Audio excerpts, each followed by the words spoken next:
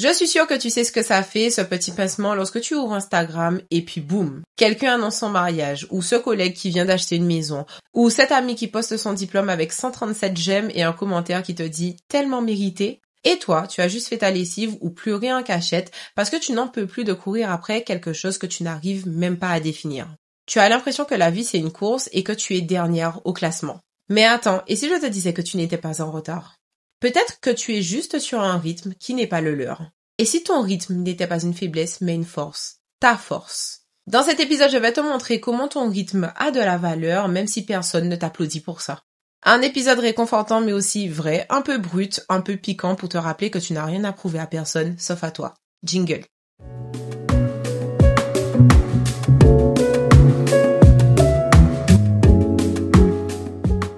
Hello, welcome dans un nouvel épisode sur la chaîne Yo Body Mind, le podcast qui développe ta puissance physique et mentale. Aujourd'hui, on va démonter ce mythe toxique du timing parfait. Celui qui te fait croire que tu es à la bourre dès que tu ouvres ton téléphone. On connaît plus ou moins cette situation où on vit notre journée plutôt bien, on se sent à peu près à notre place, et puis un détail nous fait dérailler.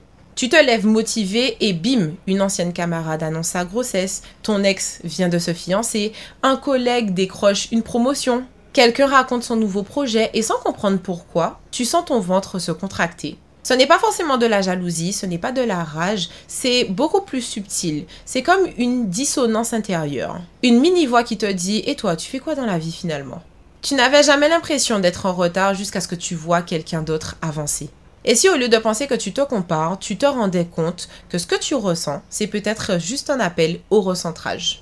Parce que parfois, ce n'est pas que tu veux la même chose que l'autre, mais c'est que tu t'es déconnecté de ce que toi, tu veux vraiment, et c'est ça qui crée la tension. Ce n'est pas leur réussite, pas leur tempo, mais le fait que toi, tu ne saches plus très bien où tu vas. Le cerveau humain a horreur du vide, alors lorsque tu n'es pas clair sur tes propres objectifs, il se met à regarder ceux des autres pour soit se rassurer ou s'inquiéter. Le problème, ce n'est pas ce que les autres font, mais c'est quand ce qu'ils font devient ton repère.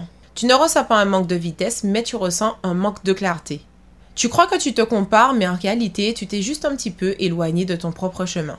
Et ça crée du bruit, un bruit intérieur, de la pression et parfois de la honte inutile.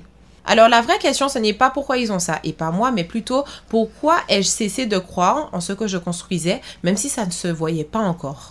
J'ai eu cette période où j'avais l'impression que tout le monde avançait sauf moi. D'autres signaient des contrats, faisaient des podiums, achetaient des maisons. Et moi, blessure, galère, doute. Je me disais, mais Judy, qu'est-ce que tu fous ? Je regardais les autres réussir et chaque réussite extérieure me rappelait mes blocages intérieurs. Dans cet épisode, ce serait mentir si je te disais que je n'avais pas honte. J'avais l'impression de stagner, de louper ma vie, de me tromper de chemin. Mais avec du recul, je vois cette période comme une incubation. Parce que c'est là que j'ai construit mes fondations, que j'ai appris à me connaître, que j'ai lancé mon podcast, que j'ai travaillé mon mental, que j'ai semé tout simplement. Et aujourd'hui, certaines graines ont germé et donnent des fruits. Mais à l'époque, je croyais être en retard. Tout ça pour te dire que ce que tu crois être en retard est peut-être juste une saison d'enracinement. Tu n'es pas en retard, tu n'es juste pas dans la même série de courses que les autres ou même sur la même épreuve qu'eux. Et toi, peut-être que tu penses que tu as raté ta vie à 27 ans. Sérieusement ? J.K. Rowling a écrit Harry Potter alors qu'elle était mère célibataire et sans emploi à plus de 30 ans. Oprah Winfrey, la grande Oprah Winfrey, a percé à 32.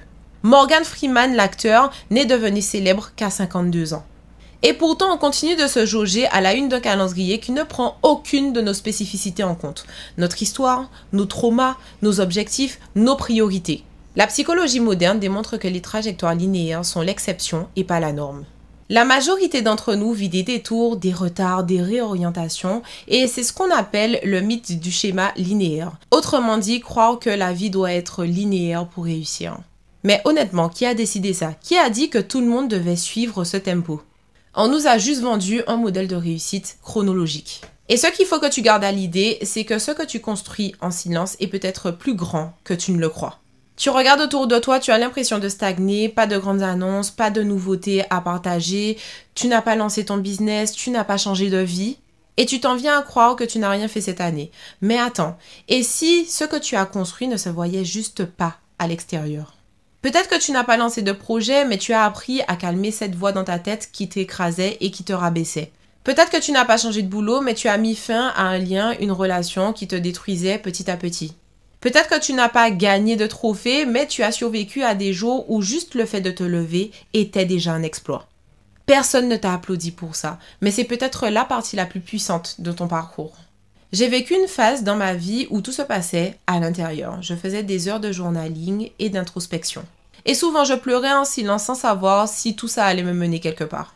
Je voyais les autres avancer à l'extérieur et moi je creusais à l'intérieur et franchement, j'avais honte. J'avais cette sensation d'être en pause pendant que tout le monde tournait. Mais aujourd'hui, je sais que c'est cette saison-là qui m'a préparée à tout le reste. Ce que je fais aujourd'hui, je le dois à cette version de moi qui tenait bon, sans lumière, sans validation, sans résultat immédiat. Le monde applaudit les résultats, mais ta vraie victoire, c'est ce que tu fais lorsque personne ne te regarde. Alors concrètement, comment on retrouve son propre rythme dans un monde qui hurle que tu dois franchir les paliers plus rapidement? Voici 3 clés concrètes qui m'ont aidé. En 1, crée un calendrier de ton histoire. Prends une feuille, trace une ligne de ta vie et note tes épreuves, tes creux, tes petits pas et tes rebonds. Tu vas te rendre compte que tu n'as jamais rien fait. Tu as survécu, compris, transmuté et ça, c'est une force. En 2, change ta question. Arrête de te demander pourquoi je suis à la bourre. Et commence à te demander qu'est-ce que je suis en train de construire que personne ne voit encore. Cette question recentre parce qu'elle te rappelle que tu es en chemin même si personne n'a vu les fondations. En 3, débranche pour reconnecter. Ton cerveau ne peut pas entendre ton rythme lorsqu'il est saturé par le bruit des autres. Alors fais une détox de 48 heures, pas pour te punir, mais pour te retrouver. Marche en silence, respire, écris, ralentis, écoute ton souffle et observe ce qui t'attire naturellement. Tu n'as pas besoin d'accélérer, tu as juste besoin de revenir à ton pas naturel. Et si ton rythme ne ressemble à celui de personne d'autre, c'est peut-être parce que tu n'es pas là pour suivre, mais tu es là pour tracer un nouveau chemin, un chemin qui est le tien. Et voilà, c'est déjà la fin de cet épisode, j'espère qu'il t'aura plu, tu n'es pas en retard, tu n'es pas en panne, mais tu as juste suivi une autre route, un autre tempo, un autre appel. La comparaison, c'est le poison de l'estime de soi, mais ton rythme est sacré. Alors quand les bilans affluent, les carrières s'exposent et que les félicitations pleuvent sur les autres, rappelle-toi que tu n'es pas en retard, tu es en chemin et tu construis quelque chose que personne d'autre ne pourra faire à ta place. Et ça vaut tous les diplômes du monde. Si cet épisode t'a parlé, n'hésite pas à le partager à quelqu'un qui a besoin de l'entendre. Et d'ici là, prends soin de toi et on se dit à la prochaine dans un prochain épisode. Ciao, ciao!